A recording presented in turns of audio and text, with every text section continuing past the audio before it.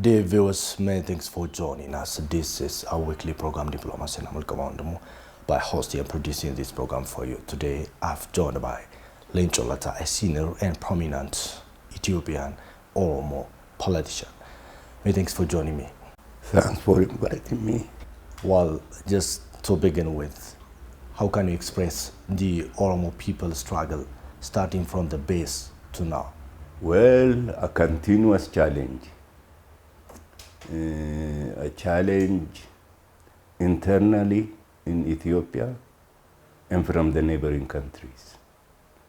The Oromo national struggle started as soon as we were subjugated. Initially, it was conducted on a localized, sporadic manner. And in the 1960s, it started assuming a centralized nature. One must remember that the Oromo Liberation Front emerged from the student movement of the 1960s. Within the student movement, the major debate was whether Ethiopia is confronting a class question or a national question. Some Oromo intellectuals took the unique stand that as far as the Oromo is concerned, both class issues and national issues were fused. So we launched a national liberation struggle drawing on class analysis. Why was this necessary? It is all connected on how we were conquered at the end of the 19th century, early 20th century. When Oromia was conquered and included in the Ethiopian state, land was completely taken away from Oromos except 1/3 and given to members of the conquering army. 1/3 was taken by the crown, 1/3 was taken by the church. So we were landless. Similarly, as Oromo, as a nation, a plan was drawn up to completely eradicate us as a group. First, by impoverishing us. Secondly, by adopting policies that worked on gradually undoing elements of Oromo identity, language, culture, history. These all were disparaged. And the early work of the nationalists was combating these policies. This was the struggle that was being conducted inside Ethiopia. At the same time, Mohamed Siad Barre's expansionist Somalia targeted half of Oromia for incorporation into Greater Somalia. They invented a new nationality called Somali Abbo and started harassing Oromo nationalists, including inside Oromia. By the way, more leaders of the OLF were killed by Somali insurgents than by the Derg regime. And this set us back years. We had to fight a triangular warfare in the east. From the front, we fought Derg. At the back, we fought the Siad Barre's agents. To avoid this complication, we had to launch a new theater of operation in Western Oromia, hoping that we will not have this complication anymore, bordering Sudan. Within 2 years of our armed struggle starting, the Derg prepared a new obstacle for us. The Sudan People's Liberation Army was deployed exactly to coincide with the base area that we were building. And for the next 6 years, from 1984 to 1990, again we had to fight on two fronts. From the front, Derg, from our rear, the Sudan People's Liberation Army. With the Sudan People's Liberation Army, we went to great extent to avoid any conflict. We were not opposed to the cause of the Southern Sudanese, and they had no reason to oppose our effort to throw off oppression. And so as a result of all these internal and external complications, the Oromo struggle did not advance as much as it should have.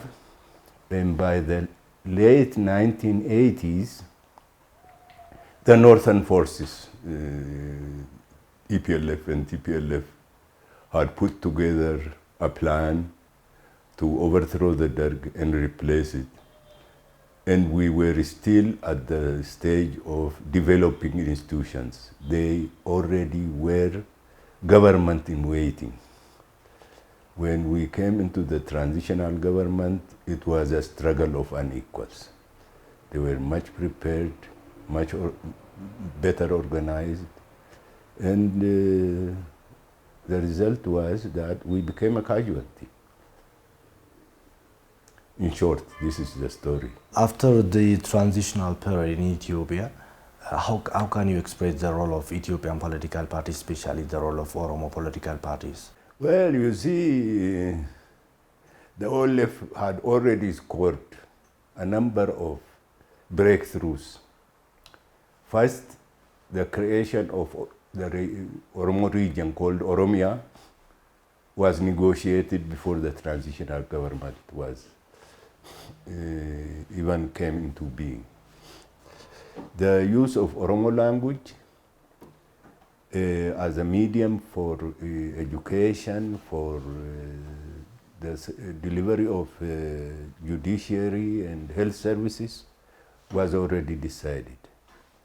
And we had been preparing Oromo literature using the Latin alphabet and in Afan Oromo.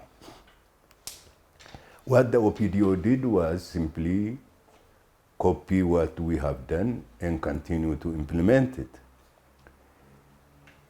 The other situation that crystallized over time was that the TPLF's agenda was unworkable.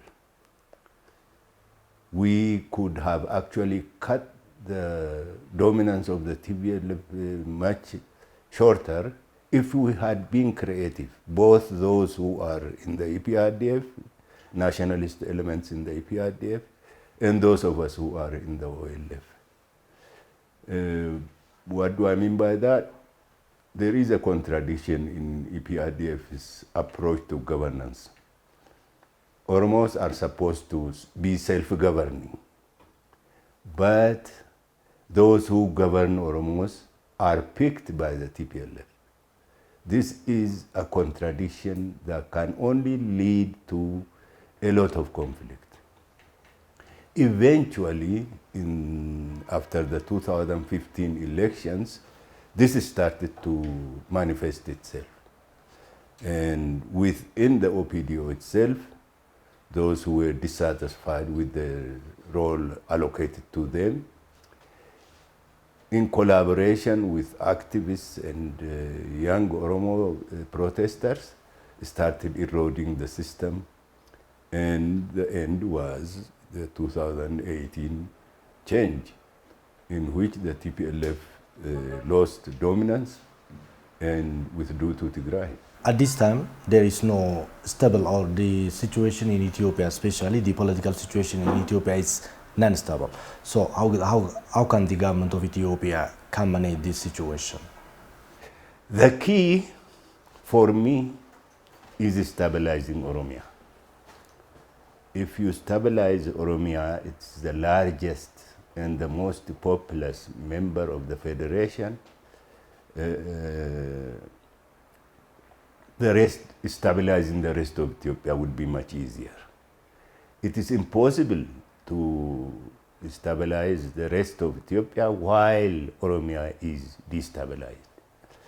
And in order to stabilize Oromia, political actions are necessary, and some law enforcement activities are also necessary.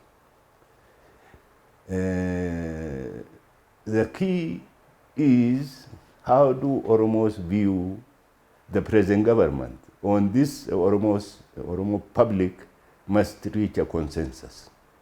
And very soon, I hope we will start a discussion throughout Oromia on these basic issues. The instability in this country results from how the politics is polarized. There are three branches in Ethiopia's political alignment right now. One group, we can call it unitarists, would like to revive the order of yesteryears. Some groups want to simply democratize the multinational federation.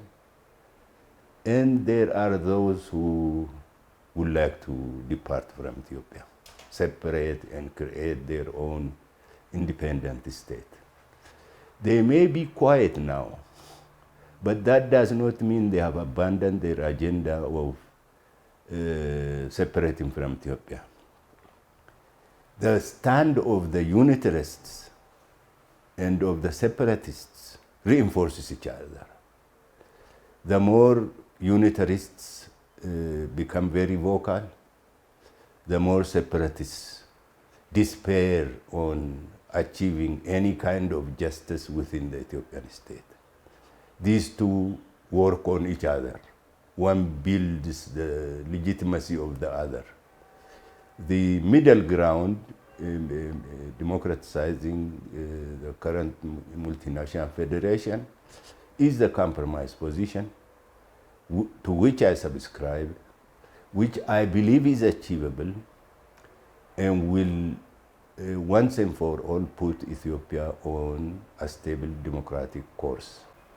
Well, how the government of Ethiopia can, join those things or can resolve this situation, especially in resolving the three unitary federalists and the democratizing the current multinational, how the government of Ethiopia can resolve this situation?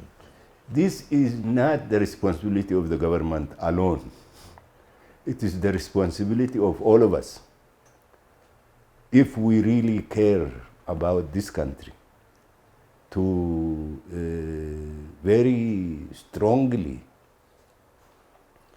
and vocally express our preferences. And I hope the majority of Ethiopians will choose merely democratizing the multinational federation. Restoring the unitary order of yesteryears is simply impossible.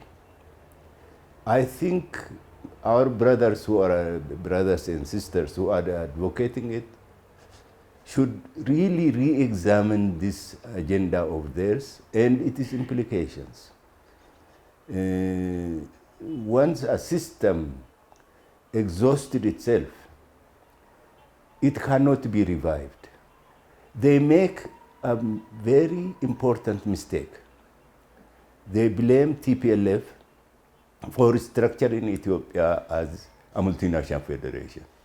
Yeah, TPLF was in a position of leadership when this happened, but the idea was not restricted to the TPLF. We came up with the idea that was originally enshrined in the charter. Today, many of the southern nations back the multinational federation. And if the unitarists are really serious about preserving Ethiopia's unity, they should soft pedal their advocacy of return of the order of yesteryears. Can the Gada system, the Oromo traditional governance, be a solution for the Ethiopia's politics and its Oromo politics? Do you believe that? Let us start with the Oromo, because we claim we have a democratic tradition, democratic legacy, unlike our northern previous masters, both of them. They come from a long history of autocratic rule. But then we behave exactly like them. We should be honest and accept democratic values. Most of the democratic values, and we can list them, are part and parcel of the Gada system. Declaring your support for Gada and practicing it are two different things. Certain political cultural characteristics that we developed over the last 100 years must be thrown overboard in order to revive Gada. And our scholars must look at Gada and see how we can modernize it, fit it into modern democratic political system. Once we have done that, once we have successfully integrated Gada into modern political thought and modern political practice, we will become a towering example for the whole of Africa. And this is what makes it very challenging, because anything that is that important cannot be achieved very easily. What kind of work should be undertaken, especially in civilizing and modernizing the understanding of the people about politics? We have to conduct repeated educational forums in various parts of Oromia in particular. We have to engage the public. We have to listen to the public and return and honor their views. And this is a very difficult job. It requires patience, it requires resources. Some of us are entertaining launching such a process in the near future. Whether we'll succeed or not, time will tell. Well, in general, what kind of political system that you suggest for the people like Ethiopia, where multinational people are living together? Democracy. Democracy in which both individual rights and group rights are upheld. And once you say that, the merely copying liberal democracy may not work. We will have to be creative and fit a political order that suits our situation and the situation of our communities. Well, how do you recognize the reform launched almost 3.5 years in Ethiopia? The reform has come a long way, but it is confronting many challenges. Some of these challenges are understandable. Some are imposed upon it. The reform itself was very challenging from the very outset. But then unexpected complicating factors started interfering with it. One, the arrival of COVID-19 itself was a very complicating factor. Before we could overcome that, locusts crossed the Red Sea and started invading large parts of East Africa. While we were dealing with that, violent conflict broke out in the north. These are all negative these all have negative consequences for our economy, which was already struggling. And it is time to join ranks, put our internal differences aside, and overcome these unexpected, externally imposed challenges. What kind of additional reforms that you suggest? Additional reform, then reform, it's an early stage. And reform cannot happen overnight. It takes time to build institutions and to forge appropriate political culture. In this country, transition to democracy has failed repeatedly in the past for a number of reasons.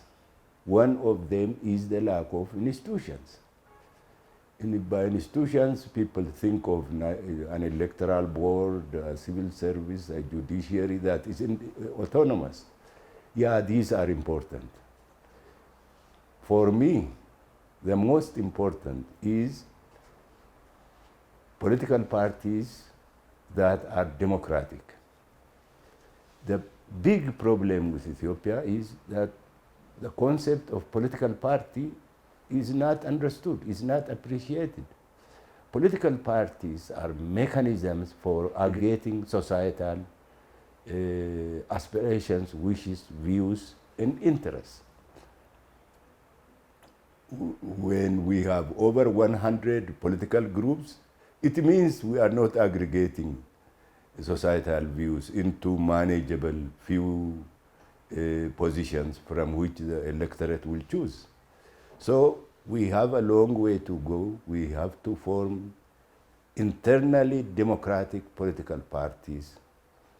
Parties that are not internally democratic cannot practice democracy in the external arena. I think that is the major challenge.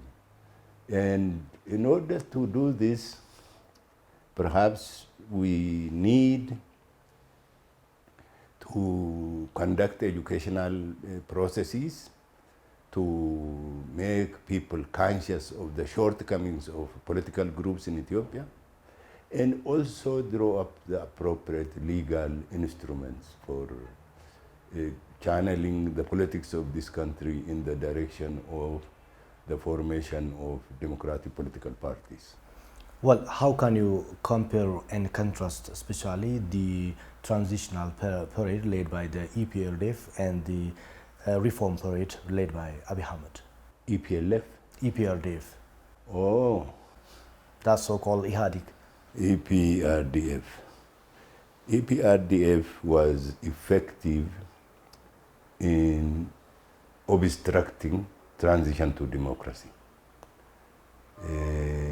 That effectiveness lasted for 27 years and came crashing down as a result of the internal contradictions that I mentioned earlier.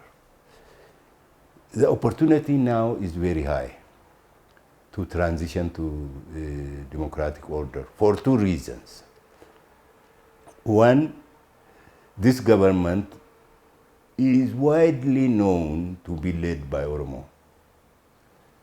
And we can leverage Oromo claim that they have a democratic legacy to push them to avoid the same kind of mistakes that were done in the past.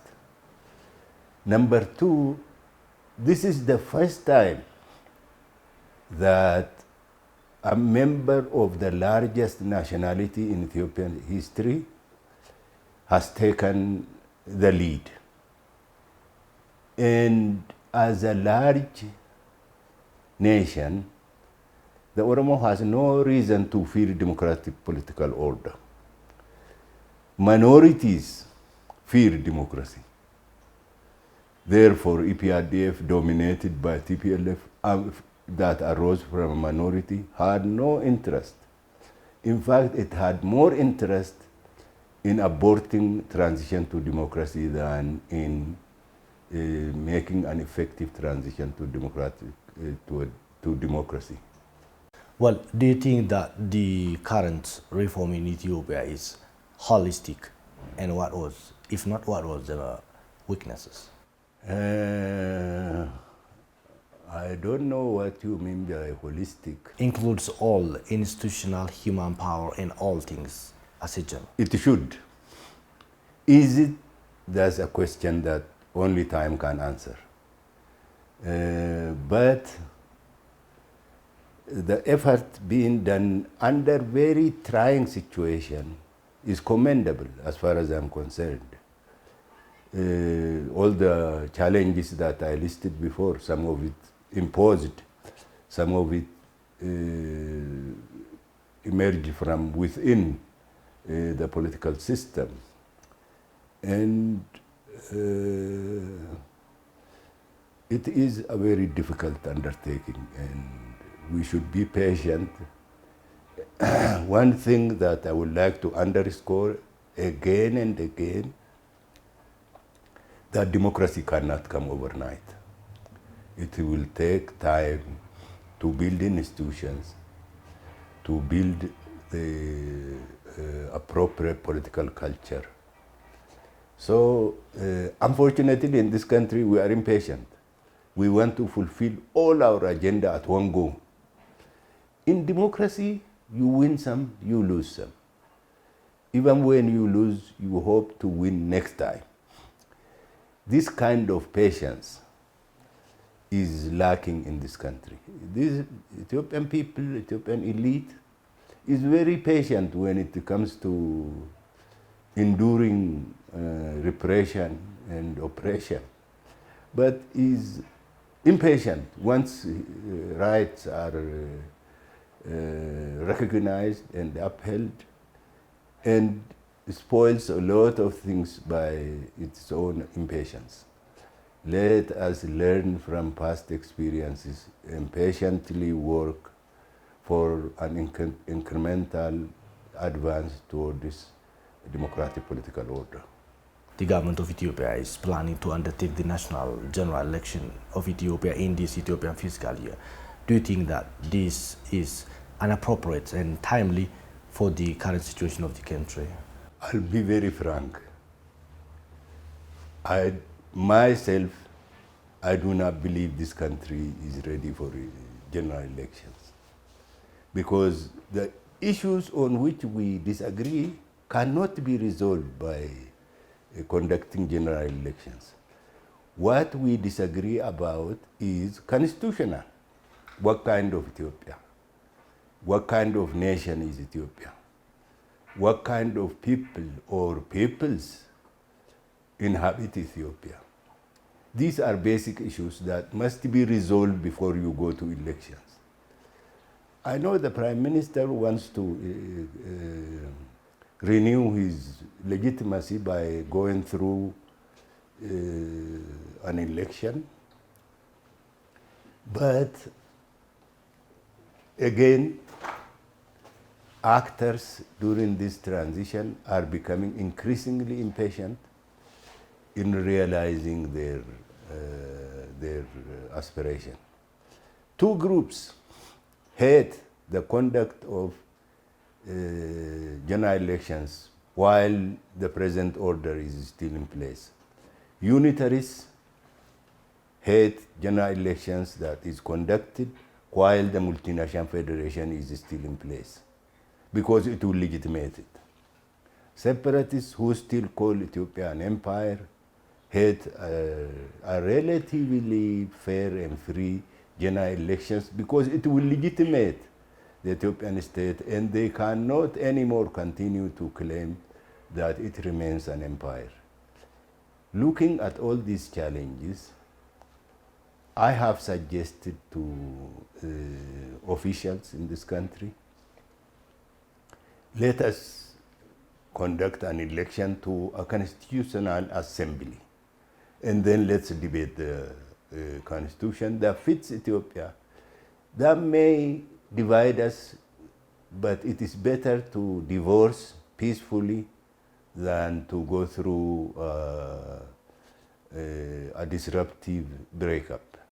Well, coming to you parties that you found, what the current situation of ODF, Oromo Democratic Front? ODF doesn't exist anymore. When we came home, we signed a memorandum of understanding with then existing ODP. ODP doesn't exist anymore. It has become a prosperity party, and prosperity does not accept new members. So we are in this limbo. We neither exist nor have we completely dissolved. And there is a discussion going on by cadres of the former ODF what to do next. So we will wait and see what decisions they reach. What's your role on the party? When I turned 75, I decided my role as a leader of any political group is over.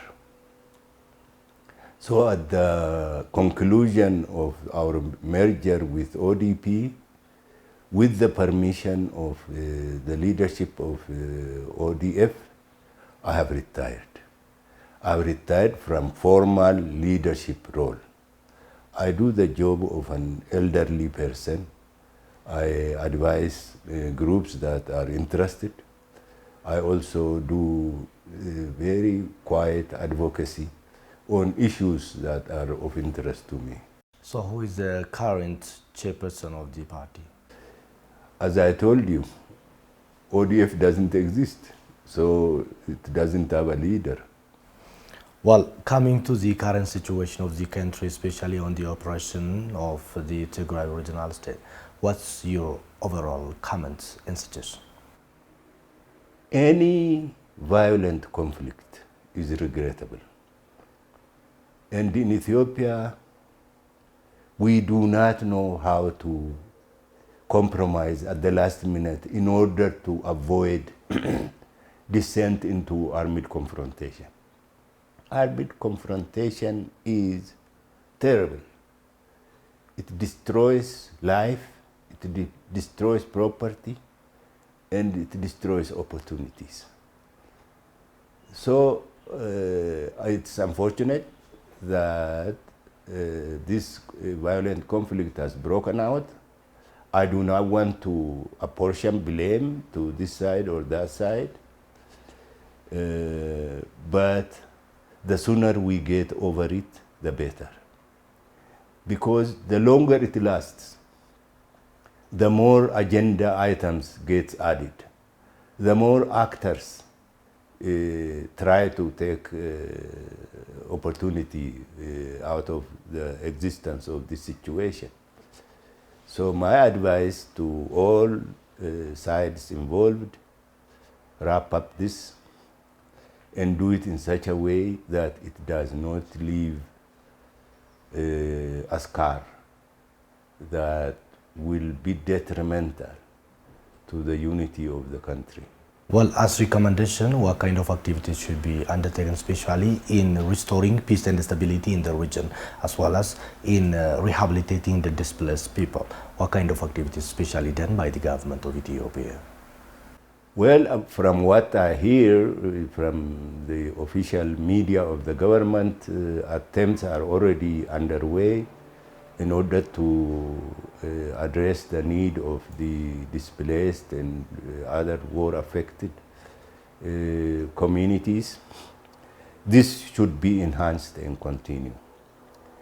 This should also be reinforced with political measures. The TPLF, yes, has committed a lot of crimes,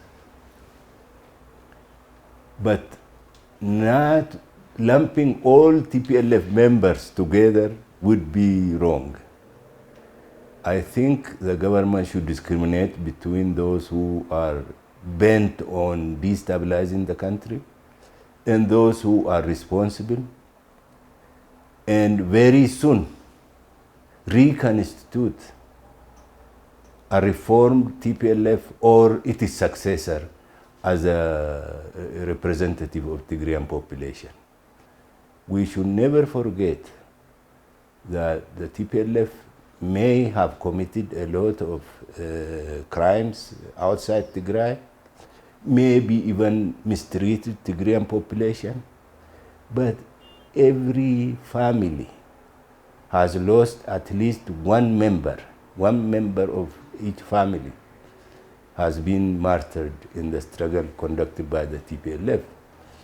So it is those who have better information than I do to weigh these situations and launch the restoration of a reformed, modest, moderate TPLF or its successor. And the success should be in such a way that change and continuity is upheld. This is my crazy idea. I don't know if it is functional or not. Well, what could be the major challenges of Ethiopia, especially after the now crisis in the country? What could be the major challenges of Ethiopia for the future, in your view? Endless. There are challenges that no matter which government must confront. Population is number one for me. When the last regime government took place in '91, Ethiopia's population was about 50 million. Now it is over 100. Land has not expanded, water has not increased, job opportunities have not emerged. So this is a huge burden. And an unemployed, educated, conscious youngster is a very dangerous animal. And in order to address this huge challenge, we have to think together, including consultation with the affected youth, and find a way around it. Secondly, we cannot let population growth rate continue to gallop. We have to devise ways and means to put population growth under control. This is huge. This is a very difficult undertaking. And secondly, the economy. The economy was already struggling. Now with the outbreak of war and of the violent conflict and the infestation of locusts, the economy will definitely take a hit. How do we revive the economy, economic growth, even to the level that it was before all these complications emerged?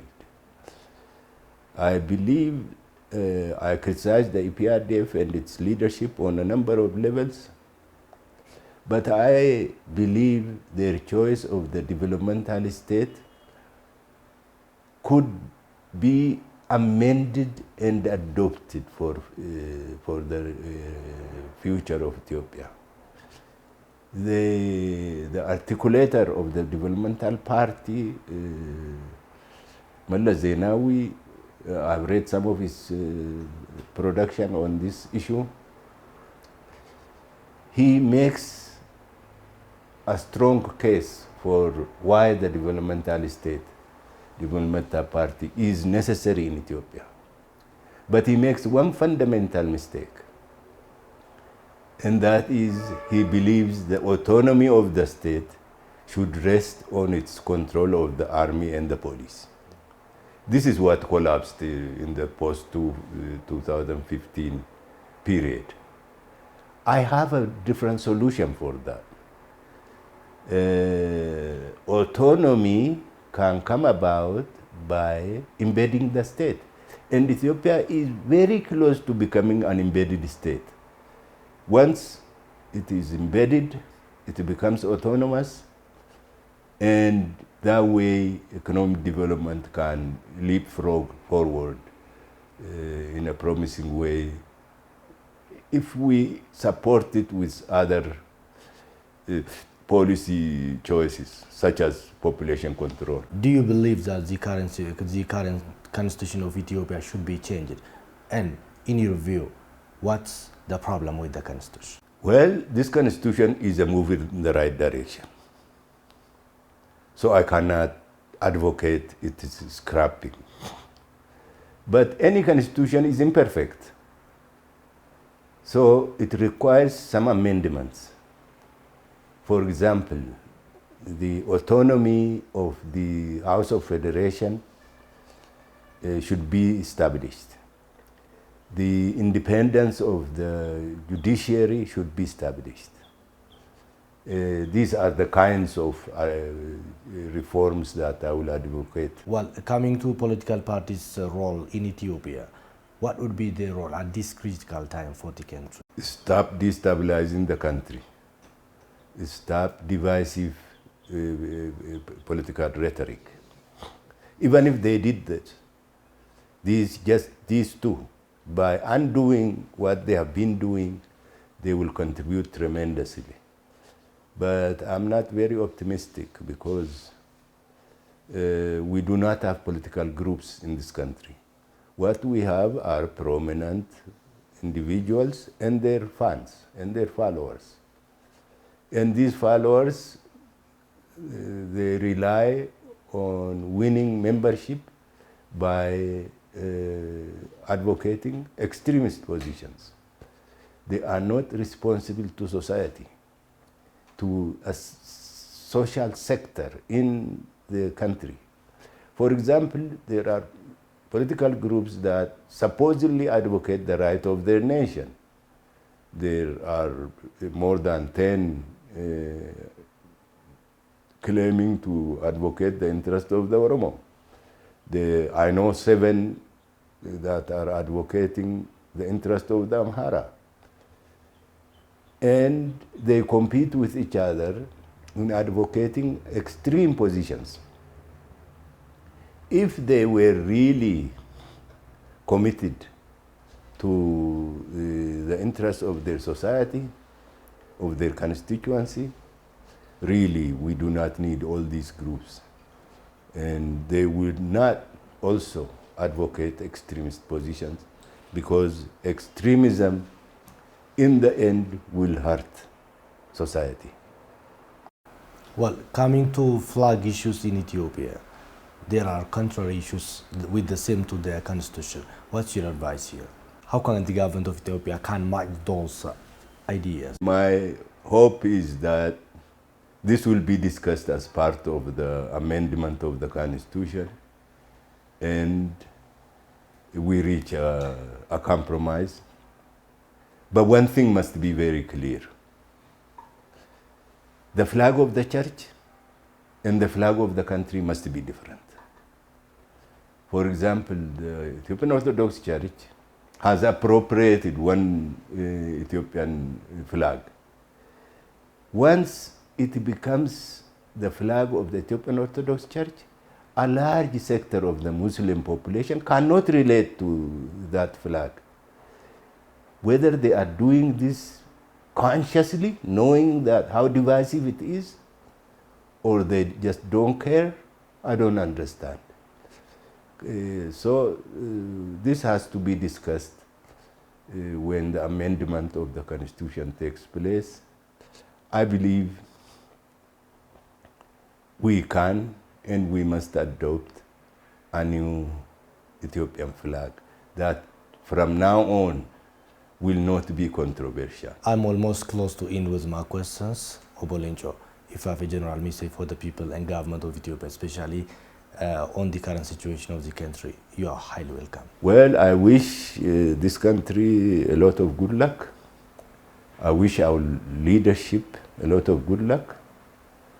I wish they would put aside their petty differences and join forces in guiding Ethiopia to a new political order, a democratic political order.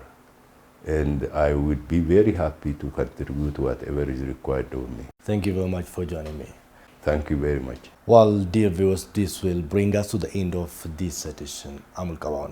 Till the next edition. Have a beautiful time.